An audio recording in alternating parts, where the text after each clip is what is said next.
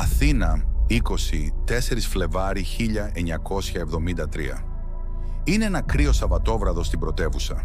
Η πόλη ζει με γέλια, μουσικές και το τρελό πνεύμα της αποκριάς. Στην Κυψέλη, ένα μπουζουξίδικο που λέγεται Νεράιδα είναι φίσκα. Πάνω από 200 άτομα. Μέσα πίνουν, χορεύουν και χάνονται στους ήχους των πιο μελωδικών, παθιασμένων τραγουδιών της Ελλάδας. Αλλά πριν τελειώσει το βράδυ, 3 άντρες θα είναι νεκροί, άλλοι 7 θα σφαδάζουν στο πάτωμα και το όνομα Νίκος Κοεμτζής θα γραφτεί για πάντα στην αιματοβαμμένη ιστορία της σύγχρονης Ελλάδας. Τι έγινε εκείνο το βράδυ? Γιατί μια γιορτή έγινε σφαγή? Και ποιος ήταν τελικά αυτός ο άνθρωπος? Για να το καταλάβουμε, πρέπει να πάμε πίσω. Όχι μόνο σε εκείνο το βράδυ, αλλά χρόνια πριν. Μέσα στην καρδιά ενός βασανισμένου ανθρώπου και μιας διαλυμένης χώρας. Νίκος Κοεμτζής. Γεννημένος το 1938 στο Αιγίνιο, στη Βόρεια Ελλάδα. Γιος αριστερών αντιστασιακών που μετά τον πόλεμο κυνηγήθηκαν και εξευτελίστηκαν. Η οικογένειά του μεγάλωσε με φτώχεια. Ο πατέρας του, αντάρτης, συνελήφθη και εξορίστηκε. Η μάνα του πάλευε να ταΐσει τα παιδιά. Ο Νίκος μεγάλωσε γρήγορα και θυμωμένος. Μέχρι να φτάσει στα 20 είχε μπλέξει στον υπόκοσμο. Κλοπές, ληστείες, φυλακές. Αλλά δεν ήταν μόνο ο φάκελός του που ξεχώριζε. Ήταν ο κώδικας του.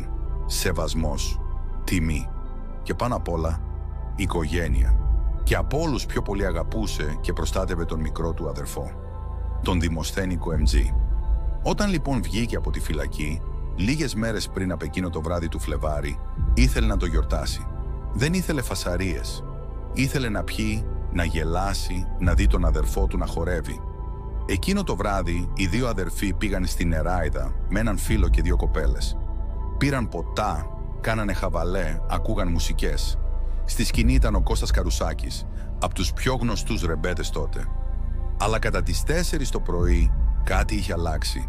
Οι κοπέλες φύγανε μετά από έναν καυγά και μείναν οι 3 τους. Η ατμόσφαιρα βαριά, ποτά, καπνός και κάτι ακόμα. Μια ανησυχία. Ο Δημοσθένης πλησίασε τη σκηνή. Ζήτησε ένα ζεϊμπέκικο, ένα χορό μοναχικό. Πού θες χώρο? Σεβασμό, ησυχία, το τραγούδι, βέργουλες. Ο τραγουδιστής δέχτηκε. Έσκυψε στο μικρόφωνο και είπε: «Το επόμενο είναι παραγγελιά. Ο άγραφος κανόνας. Αδειάστε την πίστα». Άφησε τον να χορέψει μόνος και ο Δημοσθένης βγήκε μπροστά. Έτοιμος να χορέψει με την ψυχή του. Αλλά αυτό που έγινε μετά τα άλλαξε όλα. Ο Δημοσθένης ξεκίνησε το ζεϊμπέκικο. Άνοιξε τα χέρια, άρχισε να κινείται αργά, βαριά. Όλοι τον κοιτούσαν, ή έτσι νόμιζε. Και ξαφνικά μπαίνουν στην πίστα 2 τύποι. Δεν ήταν απλοί θαμώνες. Ήταν μπάτσι εκτός υπηρεσίας. Ο Δημήτρης Πηγίας και ο Μανώλης Χριστοδουλάκης. Και δεν δώσαν δεκάρα για την παραγγελιά. Μπαίνουν και αρχίζουν να χορεύουν γύρω από τον Δημοσθένη. Τον κοροϊδεύουν. Και μετά τον σπρώχνουν, τον ρίχνουν κάτω. Για τον Νίκο Κοεμτζή, το να βλέπει τον μικρό του αδερφό να ξεφτιλίζεται έτσι μπροστά σε όλους, δεν ήταν απλά προσβολή. Ήταν προδοσία. Ήταν ό,τι συχαινόταν σε όλη του τη ζωή. Και ποιοι το κάνανε? Μπάτσι. Αυτοί που είχαν κυνηγήσει τον πατέρα του. Αυτοί που τον βαράγαν στη φυλακή. Αυτοί που ήθελαν να τον κάνουν χαφιέ. Και τότε κάτι μέσα του έσπασε. Σηκώθηκε. Έπιασε το στιλέτο που πάντα είχε στη ζώνη και φώναξε κάτι που έμεινε για πάντα στην ιστορία. «Παραγγελιά ρε!» Και μετά όρμησε. Όλα έγιναν σε δευτερόλεπτα. Ο Κοεμτζής μπήκε στην πίστα σαν δαιμονισμένος. Δεν μίλησε, δεν δίστασε. Άρχισε να μαχαιρώνει. Πρώτα τον Πηγία, μετά τον Χριστοδουλάκη, μετά έναν τρίτο, τον Γιάννη Κούρτη, φίλο των αστυνομικών, που πήγε να τους βοηθήσει. Ο κόσμος πάγωσε και μετά πανικός. Φωνές, τραπέζια που αναποδογυρίζουν, γυαλιά που σπάνε. 2 εκατομμύρια άτομα προσπαθούν να φύγουν από στενές εξόδους. Άλλοι πατάνε καρέκλες, άλλοι χώνονται κάτω από τραπέζια. Κάποιοι απλά στέκονται, σοκαρισμένοι. Η μουσική συνεχίζει να παίζει, ειρωνικά. Όχι το βέργουλες εμάνου άλλο. Ο Χάρος βγήκε παγανιά. Και ο Χάρος χόρευε εκείνο το βράδυ. Ο Νίκος πλέον δεν ξεχώριζε. Μαχαίρωνε όποιον τον πλησίαζε. Ακόμα και ο φίλος του, ο Θωμάς Καραμάνης, που πήγε να το σταματήσει, τραυματίστηκε. Μέχρι να τελειώσει, 3 ήταν νεκροί. Άλλοι 7 αιμόφυρτοι, η πίστα λουσμένη στο αίμα, παπούτσια πεταμένα, μπουκάλια σπασμένα, ο αέρας βαρύς από καπνό, υδρότα και τρόμο. Και στο κέντρο, ο Νίκος με ένα ματωμένο μαχαίρι στο χέρι. Και μετά, όπως ήρθε, έτσι, χάθηκε μες στη νύχτα. Οι σιρήνες ήρθαν γρήγορα, αλλά όχι αρκετά γρήγορα. Μέχρι να μπουκάρουν οι μπάτσοι στην Νεράιδα, ο Νίκος Κοεμτζής είχε ήδη εξαφανιστεί. Η πίστα, πεδίο μάχης. Αίματα παντού, 3 νεκροί, 7 να βογκάνε. Οι μάρτυρες, σε σοκ, μέσα στους τραυματίες και ο φίλος του. Ο αδερφός του, ο Δημοσθένης, χτυπημένος και χαμένος, αλλά δεν είχε προλάβει να φύγει. Τον μαζέψανε επί τόπου. Ο Νίκος όμως, άφαντος, και τώρα ξεκινάει το κυνηγητό. Δεν ήταν οποιοσδήποτε αυτός που ψάχνανε. Ήταν ο τύπος που μόλις είχε σφάξει 2 μπάτσους. Και όχι μόνο αυτό, η χώρα ακόμα ήταν υπό τη Χούντα, δικτατορία, φόβος, καταπίεση.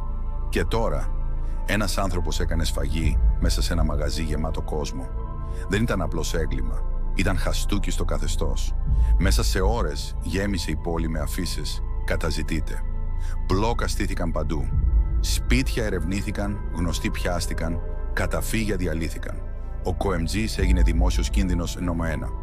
2 μέρες μετά, 27 Φλεβάρι 1973 τον βρήκαν. Κρυβόταν σε διαμέρισμα φύλου. Χαμηλά, ήσυχα, περίμενε. Οι μπάτσοι όμως ήξεραν. Περικύκλωσαν το κτίριο. Σπάσαν την πόρτα. Πήγαν να το συλλάβουν. Έβγαλε μαχαίρι. Φώναξε πως δεν θα πάει έτσι. Να τον σκοτώσουν αν θέλουν. Δεν τον σκότωσαν. Του ρίξαν στα πόδια για να τον ρίξουν κάτω. Ο Νίκος Κοεμτζής μέσα στα αίματα, πιασμένος, βγήκε σηκωτός. Και εκεί, καθώς το σέρνανε, είπε κάτι που πάγωσε τους πάντες.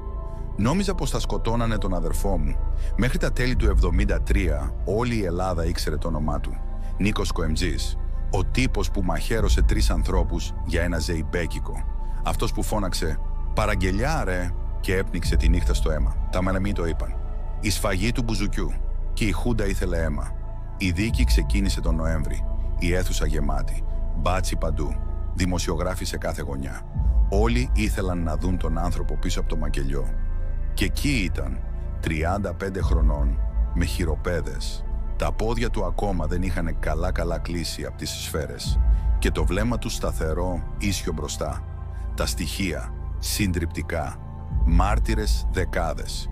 Ιατρικές γνωματεύσεις. Και το ματωμένο μαχαίρι. Αλλά ο Κοεμτζής δεν αρνήθηκε τίποτα. Μίλησε ήσυχα. Είπε στο δικαστήριο πως έχασε τον έλεγχο. Πως όταν είδε τον αδερφό του κάτω, κάτι έσπασε. «Νόμιζα πως θα τον σκοτώσουν. Σκοτίνιασε το μυαλό μου». Ο δικηγόρος του ζήτησε ψυχιατρική εξέταση. Είπαν πως δεν ήταν καλά. Πως το τραύμα, ο θυμός, το ποτό, όλα μαζί έσκαγαν μέσα του. Αλλά το δικαστήριο δεν μάσαγε. Δεν ήθελε εξηγήσεις. Ήθελε να στείλει μήνυμα. Και αυτό ήταν ξεκάθαρο. Δεν σκοτώνεις μπάτσους και τη βγάζεις καθαρή. Η απόφαση, ένοχος. 3 φόνοι. 7 απόπειρες φόνου. Η ποινή 3 φορές θάνατος. 8 ισόβια. Όταν ο δικαστής διάβασε την απόφαση, έπεσε σιωπή. Και για πρώτη φορά, ακόμα και ο Νίκος έμοιαζε να καταλαβαίνει τι είχε κάνει. Με 3 θανατικές καταδίκες στην πλάτη, ο Νίκος Κοεμτζής οδηγήθηκε στις φυλακές Κορυδαλού. Οι μέρες του, μετρημένες. Η σκιά του εκτελεστικού αποσπάσματος ήταν πάντα εκεί, μέχρι που η ιστορία άλλαξε. Το 1974 η Χούντα έπεσε, η δημοκρατία επέστρεψε και μαζί της μια σειρά από αλλαγές, ανάμεσά τους και η κατάργηση της θανατικής ποινής για κοινά εγκλήματα. Το 1977 η ποινή του Κοεμτζή μετατράπηκε επίσημα σε ισόβια. Τη γλίτωσε από τις σφαίρες, αλλά η ελευθερία ακόμα φαινόταν μακριά. Περίμενε, υπέμεινε, άλλαξε. Μέσα στη φυλακή κάτι παράξενο έγινε. Ο Κοεμτζής, ο άνθρωπος του θυμού και της βίας, έγινε υπόδειγμα κρατουμένου. Άρχισε να διαβάζει, άρχισε να γράφει, προσπάθησε να εξηγήσει αυτά που δεν κατάφερε να πει στο δικαστήριο. Οι άλλοι κρατούμενοι το σέβονταν, ακόμα και οι δεσμοφύλακες. Ο αρχιφύλακας, ο Αντώνης Αραβαντινός, χρόνια μετά είπε «Ο Κοεμτζής με δίδαξε. Μου έδειξε τι σημαίνει να είσαι φυλακισμένος». Και δεν το έκανε για να βγει πιο γρήγορα. Έγραφε γράμματα στις οικογένειες των θυμάτων. Ζήταγε συγγνώμη, όχι δημόσια, όχι για προβολή, αλλά ήσυχα, ειλικρινά. Σιγά σιγά. Πέρασαν 20 χρόνια.